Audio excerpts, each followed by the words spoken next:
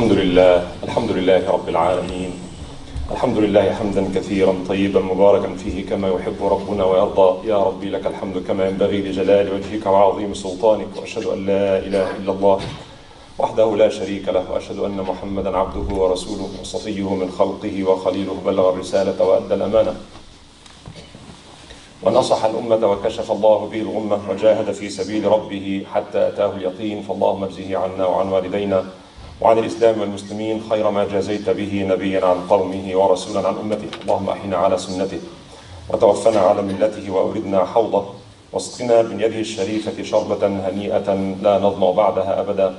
أما بعد, with respected brothers and sisters, as we are expecting more people to come in the end, if you can please move forward a little bit to provide space for those who come late. That would be highly appreciated. Jazakumullah khair. May Allah bless you.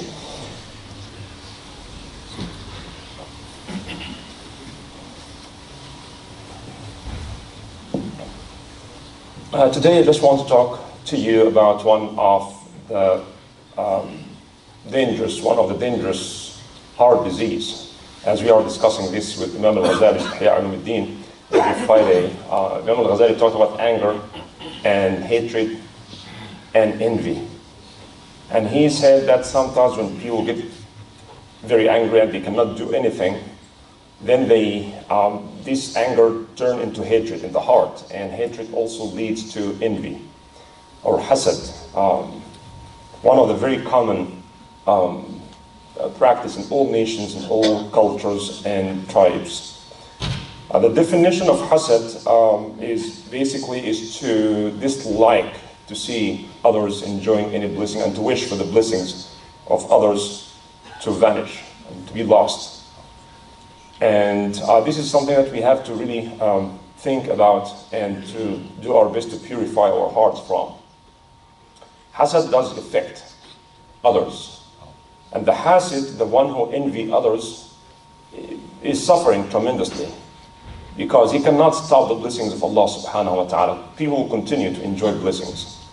And if every time someone enjoys something that he does not have, or sometimes he has, then he will always feel discomfortable and frustrated. The Quran talked about this phenomenon. أَمْ يَحْسُدُونَ النَّاسَ عَلَى مَا آتَاهُمُ اللَّهُ مِنْ فَضْلِهِ. They envy people for what Allah subhanahu wa ta'ala has blessed them with. وَدَّ كَثِيرٌ مِنْ أَهْلِ الْكِتَابِ لَوْ يَرُدُّونَكُمْ مِنْ بَعْدِ إِيمَانِكُمْ كُفَّارًا حَسَدًا مِنْ عِنْدِ أَنفُسِهِمْ مِنْ بَعْدِ مَا تَبَيَّنَ لَهُمُ الْحَقُّ.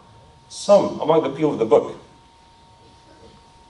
they wish for Muslims to revert, to go back to the Jahiliyyah religion and polytheism out of envy. Because they used to feel that we are superior to others because we are the people of the book. And now this book is coming and the people are following them, now they are superior to us. So they wish that Muslims would leave Islam out of envy. So envy is true. Hasad happens. And I just want to highlight the danger of hasad for the one who envy and those who have been envied against. Imam Al-Ghazali defined hasad as disliking a bounty that another has received and wishing that the other person would lose that bounty. That's a simple definition of what hasad is. And he said that if this discomfort one feels in his or her heart when they see others enjoying the blessings of Allah subhanahu wa ta'ala, graduate, got a good job, got married, started business, bought a new house, any of these blessings, they don't like to see others succeeding like them. And the problem with that is the hasid, as I said, in dunya, he is always constantly being punished. Like has this fire in his or her heart all the time. They are the ones who suffer most by envying others. But when it comes to deen and spirituality, this person in reality, he is objecting to Allah's choice. Because it's Allah subhanahu wa ta'ala who distributes his bounties among people the way he subhanahu wa ta'ala wanted. For a reason and wisdom that we may not fully understand. So I think as the one who envy others objects Allah's choice. why you're giving them so much. They shouldn't have more than idea. I wish I can stop this from happening. And sometimes people actually take action to destroy these blessings. And some actually hurt themselves. This is how sick some people are. They hurt themselves to put the blame on others and to cause problems to innocent people that they envy. And we often talk about how to protect ourselves from the hasad of others. Well, I think it's also important to start by ourselves and to think about ourselves. Are we, or do we, sometimes envy others and wish that the blessings that others enjoy would be lost? Do we do that sometimes? We have to start with ourselves all the time. There was a story of two of the companions of the Prophet ﷺ, one of the Muhajirin and the other from the Ansar, Amr ibn Rabi'a and Sahl ibn Hunayf. Sahl ibn Hunayf was taking a shower, and Amr passed by and he looked at his skin and he said, "What kind of skin is this? I've never seen skin like this, even the skin of a virgin girl." And Sahl ibn Hunayf collapsed immediately. And nobody knows what's going on with him, what kind of disease he has. They went to the Prophet ﷺ and they told him about what happened, and he called, he said, "Bring Amr to me." And he told him, "Why would one of you kill his brother? Why would you kill your brother?" And then he told him what he should have done, sallallahu alayhi wasallam, and said, "Halla barakta." You should have said, "Barakallahu feek, mashallah, what a beautiful skin, mashallah." That dua takes away this envy from your heart. Because you may admire something others have that you don't have, maybe. But once you see something, you have to always say, "Barakallahu feek, may Allah bless your job, your house, your family, your children, whatever you admire." That's one way, as Imam Ghazali said, that one way to remove this hatred from the heart, from your heart, is to always make dua immediately. But sometimes people wish they have what others have, which is okay, that's not envy. But sometimes they don't wish to have what others have, but they want or they wish that others would lose what they have.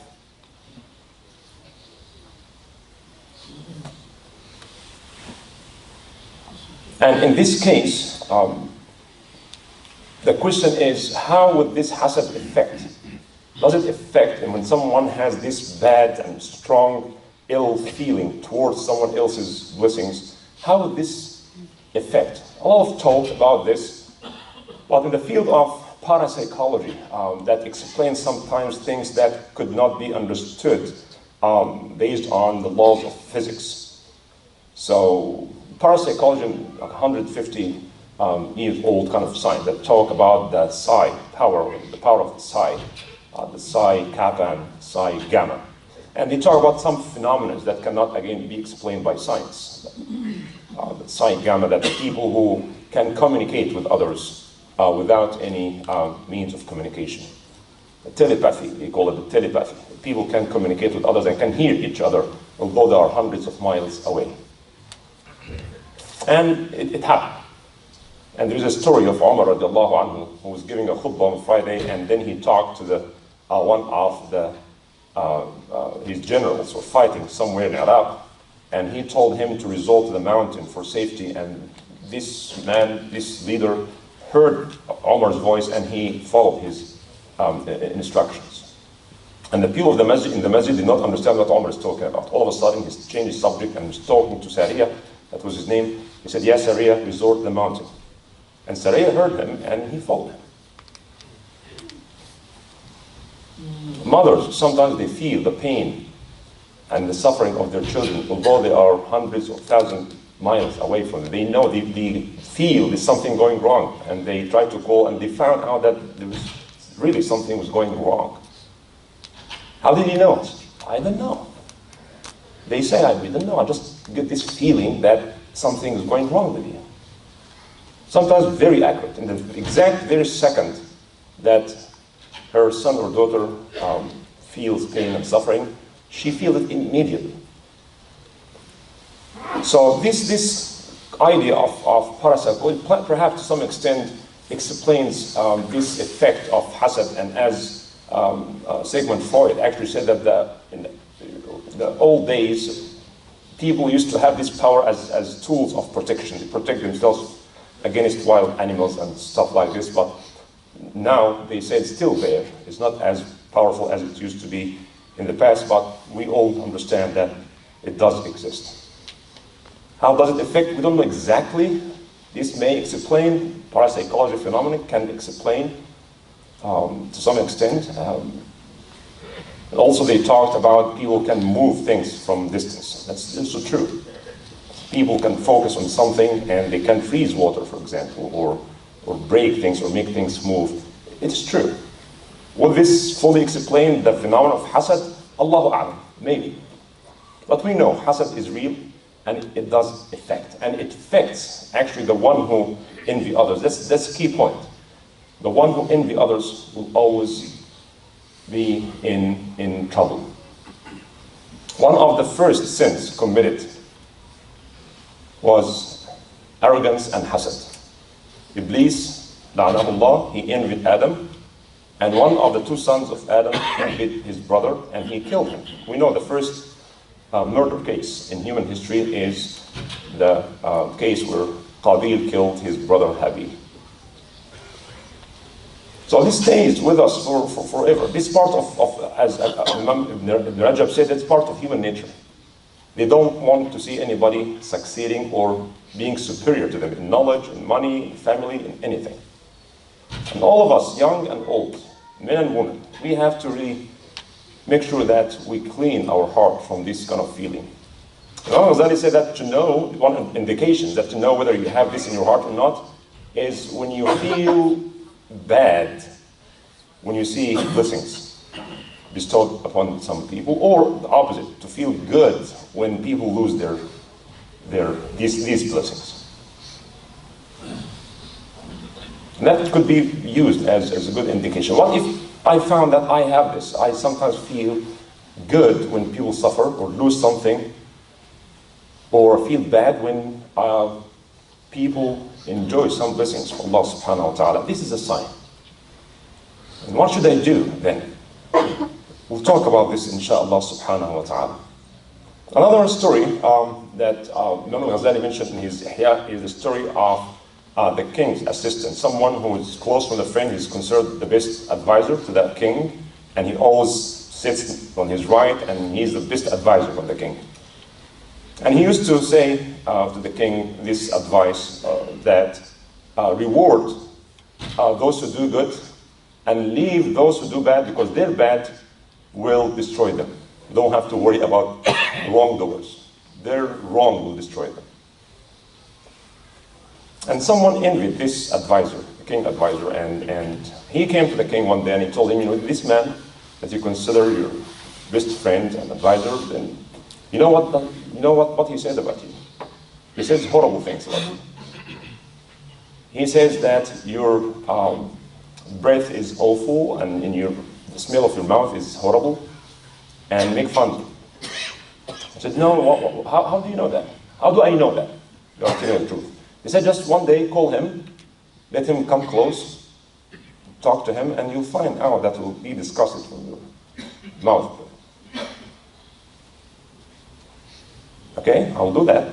Then this envious guy, he invited the king's advisor for food. And he came and he put half onion and garlic in this food, intentionally. Okay. And then he went to the king. And the king called him to talk to him. And when he came close to the king, he put his hand on his mouth for the king not to smell the garlic and the onion that he ate. But the king said, yeah, this man was right. And he wrote a letter and he gave it to his advisor, the king. And he told him, take this letter to that person and tell him that the king asks you to fulfill what's written in this message. And he said, okay, I'll do that. He took the message and went out of the king's palace, and that envious guy saw him. And he said, what's going on? He said, no, I have this letter from the king. What's in this letter? I said, I don't know. The king told me, don't open this message until you give it to that guy. And he said, must have, written something like a gift for you or something. I said, maybe. He said, why don't you give me this message? I need some money. And he said, okay, take it. He took it and went to that guy. And that guy opened the message. And the message said, let's kill the messenger who is bringing this message to you. And this is what happened. Before he told him, listen, I'm the wrong messenger. So it's not me. It's supposed, he said, I don't care. I have to fulfill the command of the king and to do what he wants me to do. And that was the meaning of the advice that this man used to give it to his king, that reward those who do good and leave the wrongdoers, for their wrongdoing will kill them or destroy them eventually. So hasad destroys people's heart and destroys sometimes nations. And sometimes people actually they don't only have ill feeling, but sometimes they act upon it. And they go and take the words from one person and give it to the other with the intention of causing animosity. And sometimes they lie to hurt people. They take action to see this blessing that people enjoy lost. Allah subhanahu wa ta'ala says, يَوْمَ لَا يَنْفَعُ مَالٌ وَلَا بَنُونَ إِلَّا مَنْ أَتَى اللَّهَ بِقَلْبٍ سَلِيمٍ. In the day of judgment, nothing will hurt, nothing will help except coming and meeting to Allah and meeting Allah subhanahu wa ta'ala with a sound heart. And obviously, hasad does not make our heart sound. So we have to understand what hasad is and how to clean our heart from it before we seek protection from others.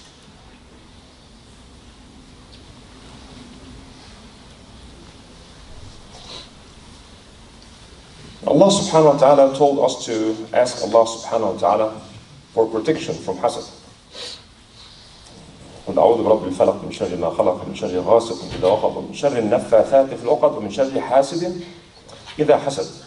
Rasulullah sallallahu alaihi wasallam used to protect himself and his family by making du'as. And when these two surahs, قل أعوذ برب الفلق and قل أعوذ برب الناس, were revealed, then he left all the du'as he used to make and he only repeated these two surahs, قل أعوذ برب الفلق and he recommended sallallahu alaihi wasallam every single morning you read قل هو الله أحد قل أعوذ برب الفلق قل أعوذ برب الناس 3 times, and this will protect you from all evil things. If you read them in the morning, you get this full protection until the evening. When you read them in the evening, you will get full protection until the next morning, and so on and so forth. We cannot control what other people do to us. You don't know what's in the heart of those who live around you. Make no mistake, you will see in your life people who smile in your face and their heart is full of hatred. We don't know. We should not be judgmental. But what we need to know or to do is to protect ourselves at all times by saying this adhkar. Every morning the Prophet ﷺ used to say, Bismillah alladhi la yadurru ma'a ismihi shay' fil ard wa la fis sama' wa huwa as-sami'ul 'alim. Beautiful, easy, simple. You're seeking Allah's protection by saying this beautiful dua, Bismillah, the name of Allah, الذي لا يضر مع اسمه شيء, with whose name nothing can ever harm in the heaven or on earth. وهو السميع العليم. بسم الله الذي لا يضر مع اسمه شيء في الأرض ولا في السماء وهو السميع العليم. Also, the Prophet ﷺ told us this is important. Don't invite anybody to your house except the people that you know that are trustworthy and good believers. Invite to your house those whom you think are good people. Always remember Allah subhanahu wa ta'ala. Always say, MashaAllah, may Allah bless you and your family and your house. These people with clean heart. Of course, again, it could be subjective. We don't know exactly. But do your best and make your own judgment. In the hadith also, Rasulullah sallallahu alayhi wa sallam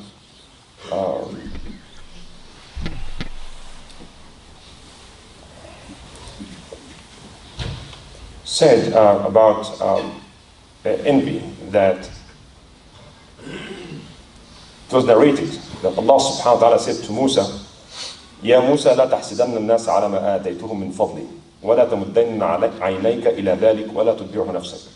Never ever envy people for the blessings that I bestowed upon them. And ولا تمدن عينيك إلى ذلك. Don't let your eye always look at what others have and that you don't have. ولا تتبعه نفسك. Don't let yourself attached with these things that people have and you don't have. فإن الحاسد ساخط لنعمته. Because the one who envies others, he is discomfortable with my decision or my judgment. ومن يكن كذلك فلست منه وليس مني. Those who envy others are not part of me and I'm not part of them. Allah does not like those who envy others. Allah wants us to be happy with what we have and to pray to Allah subhanahu wa ta'ala to give us that we don't have. And Rasulullah sallallahu alaihi wasallam said about hasad, there is one kind of hasad. It has the linguistic name hasad, but in reality is not hasad. That is that you wish to have what others have. And Rasulullah sallallahu alaihi wasallam said that if you really want to wish that you have something others have and you don't have, let this be in the case of knowledge and money. When someone has knowledge and he's spreading this knowledge, and someone who has money and is spending this money right and left fi sabilillah. If you want to be like someone, think about these two kinds of people.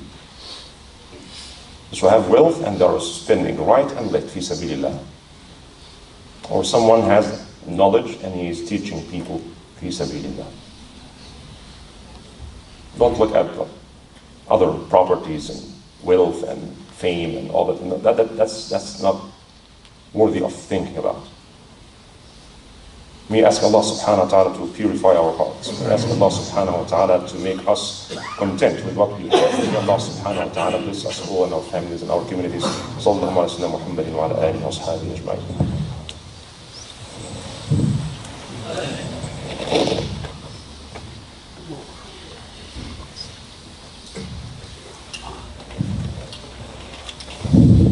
الحمد لله رب العالمين والصلاة والسلام على أشرف الخلق والمرسلين سيدنا محمد وعلى آله وأصحابه أجمعين. إن الله وملائكته يصلون على النبي يا أيها الذين آمنوا صلوا عليه وسلموا تسليما. اللهم صل على محمد وعلى آل محمد كما صليت على إبراهيم وعلى آل إبراهيم وبارك على محمد وعلى آل محمد كما باركت على إبراهيم وعلى آل إبراهيم في العالمين إنك حميد مجيد. أما بعد, my dear respected brothers and sisters, I just ask myself this question, that why Muslims and Muslim community are not regular in coming and attending lectures. And I thought maybe we need to think about these great scholars, Imam Shafi'i, Imam Ghazali, Imam Abu Hanifa, Imam Bukhari. If one of these people were alive today, would we come and listen to what they have to say?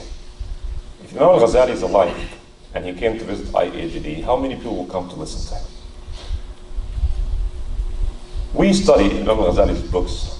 We just read what he wrote and discuss his ideas, his thoughts. We just present it and discuss it, and of course we have opportunity for people to ask questions and give comments. But the number of those who attend these lectures comparing to the number of the community is very small. So I would urge you to think about spending some time to learn your deen, very important stuff that we need to be aware of. That's Friday after Maghrib, every Friday after Maghrib, between Maghrib and Isha. It's almost 1 hour, could be an hour and a half, depends on the Iqamah time. So I really think that it's worth actually spending some time keeping away games and movies and other entertainment, and bring our family, come listen and have a discussion. Whatever you hear, be critical about it and think about it and ask questions, and try to apply one single thing of all what you heard. If you got one new information and you are determined to follow it, that would be great. As Allah subhanahu wa ta'ala praised those who listen and follow the best of what they listen. الذين يستمعون القول فيتبعون أحسنه أولئك الذين هداهم الله وأولئك هم أولو الألباب. So we ask Allah subhanahu wa ta'ala to increase us in knowledge, and this is an invitation for all of you, for brothers and sisters, to come and listen and be part of the discussion. اللهم إنا نسألك الهدى والتقى والعفاف والغنى. اللهم إنا نسألك رزقا طيبا وعملا متقبلا. اللهم أصلح لنا ديننا الذي هو عصمة أمرنا، وأصلح لنا دنيانا التي فيها معاشنا، وأصلح لنا آخرتنا التي إليها معادنا. اللهم اجعل الحياة زيادة لنا في كل خير، واجعل الموت راحة لنا من كل شر. يا حي يا قيوم برحمتك نستغيث، فأصلح لنا شأننا كله ولا تكلنا إلى أنفسنا طرفة عين ولا إلى أحد من الناس يا رب العالمين. اللهم انصر الإسلام وأعز المسلمين. اللهم انصر دينك وكتابك وعبادك الصالحين. اللهم طهر قلوبنا بما طهرت به قلوب عبادك الصالحين. اللهم علمنا ما ينفعنا، انفعنا بما علمتنا وزدنا علما. اللهم إنا نسألك العفو والعافية في الدين والدنيا والآخرة. اللهم استر عوراتنا وآمن روعاتنا. اللهم احفظنا من بين أيدينا ومن خلفنا وعن أيماننا وعن شمائلنا ومن فوقنا، ونعوذ بعظمتك أن نغتال من تحتنا. وصلى اللهم على سيدنا محمد وعلى آله وأصحابه أجمعين. وقم الصلاة.